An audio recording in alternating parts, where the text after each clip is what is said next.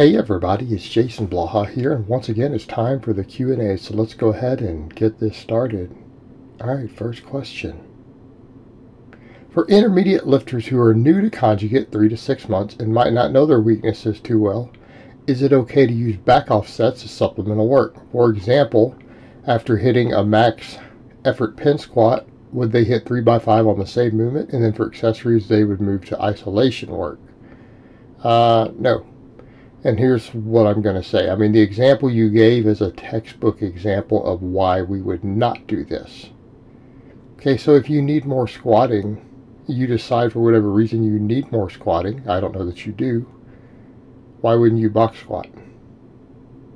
Or if it was an upper back thing or whatever, why didn't you do a front squat?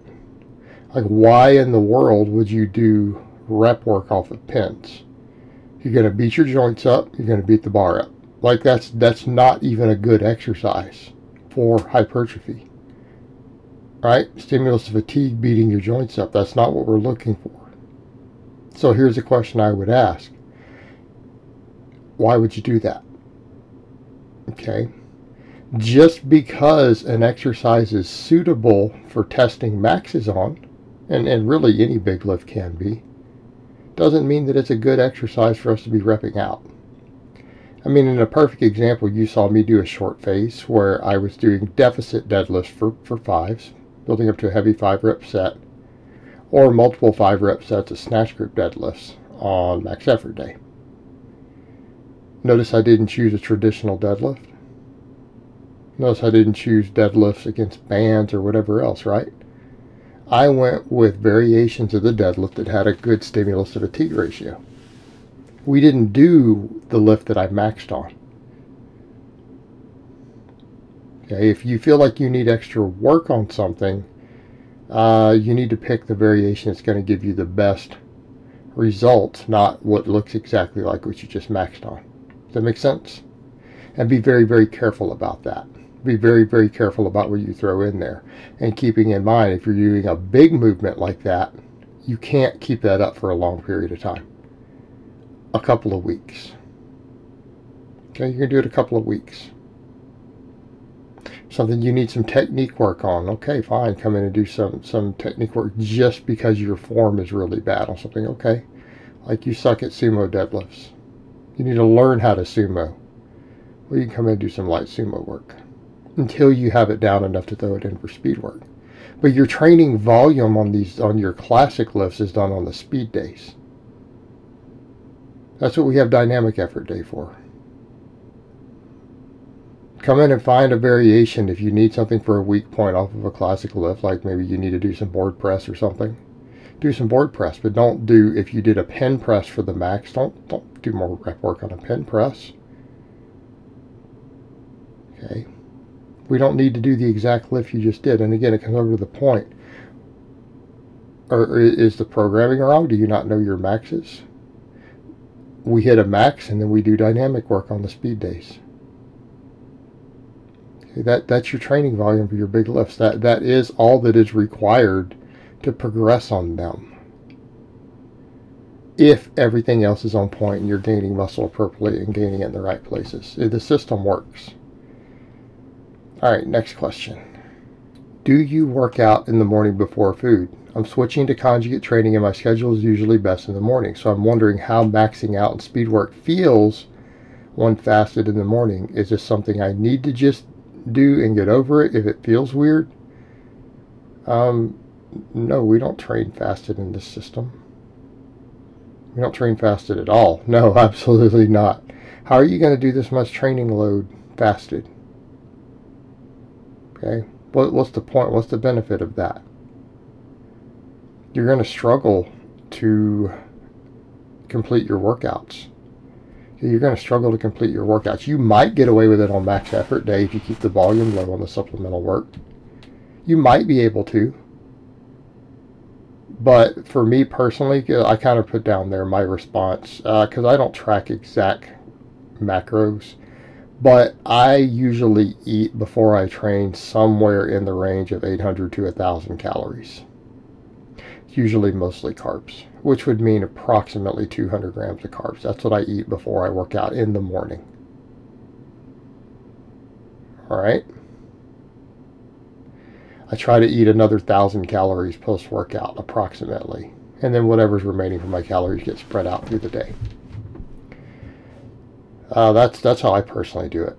No, you don't. Why do you think that you need to train fasted? Like, what would be the benefit of that? Okay, what would be the benefit of that? I understand that some people fast because intermittent fasting is a useful tool for controlling calories for some people. Okay, that's fine. I understand that. But you're not going to do serious weight training and strength training fasted. Not at a serious level. You can do some minimalist stuff. You're not going to run conjugate that way. And if you do, don't expect to progress. Okay, do not expect to progress. You're going to be very, very, very disappointed in your results. And it kind of comes back to the point. This is what I mean about people over analyzing nutrition. Okay, this is what I mean by nutrition isn't that important. In what world does anyone think that it'd be a good idea to lift weights and train optimally with no food in your system? Okay, this should be common sense. This is trying to say, well, I think that maybe there could be some benefit. No, there isn't. Eat food. Eat some food. You're trying to make gains. If you're trying to lose body fat, you need to be in a calorie deficit for the overall day through any means necessary. But when you're training with a hard training system like this, a really hard training system like this, training fasted is not going to be the best way to do that. All right, next question. As a novice, should I reset to 90% if I'm struggling with the last rep on the last set when I'm still able to finish it? That doesn't seem right to me. No. Why would you reset? Did you complete the rep with decent form? Did you complete the rep with decent form on a novice linear program? The answer is yes, you add weight next workout. You're a novice, you're going to be stronger next workout. You're going to be stronger and have gained muscle in 48 hours. If you are a novice and you are eating enough and sleeping enough, it is going to happen. So just because it's really hard doesn't mean it's not going to be easier next time. So no, we don't do that. Why do we reset? We reset because novice lifters are not being coached. They're not being coached every week. And if they are being coached every week, we don't need to do this. A coach is going to assess how hard they're working. Because what will a novice lifter do? A novice lifter will squat one plate per side for the rest of their life and never add weight if you let them do so.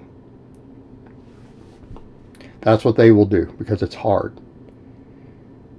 Okay, we have a system where we add weight until form breaks down. Now, people say, well, how do I know if a form is breaking down? This is 2020.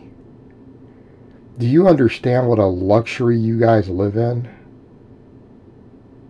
Everyone has a phone with a camera on it.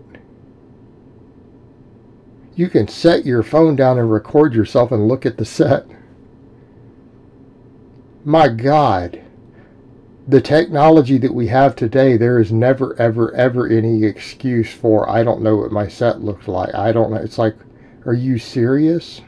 Do you understand how blessed you are to be in such a technological world? Do you understand that when I was in my 20s, the idea of this was, it would have been insane? Everyone has a massive computer with a camera that can record an hour of video in their pocket. Okay? You do understand that's on par with flying cars level technology. Like, that was unimaginable to me when I was younger.